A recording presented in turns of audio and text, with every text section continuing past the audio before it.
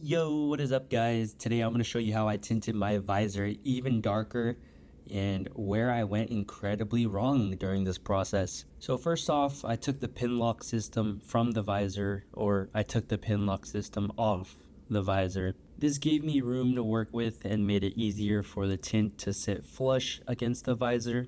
I got this window tint off Amazon. At first, I was trying to figure out the best way to put the tint on the visor so I could use a razor blade to cut it. I decided to put the tint on the outside so it wouldn't roll up on me. I traced the cutout on the shield as a guide. I thought I'd go ahead and just go crazy on the visor, hoping that if I did scratch it, it wouldn't be that easy to tell.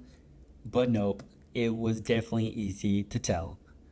Getting the window tint as close to the edge was not that easy, and probably the reason why I got so many bubbles and had a hard time getting a flush stick to the visor. So plan B was to use the pin lock shield that was included and trace around that to get a similar shape. This was definitely what I should have done at first, but hey, you live and you learn. After that, I put the pin lock system back on and reattached the visor to the helmet.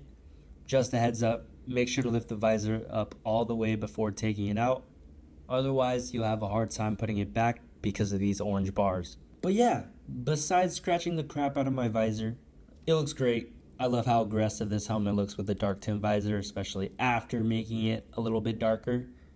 With the dark smoke visor that was included, you can still see my eyes, and especially if you were outside, you definitely would be able to look in.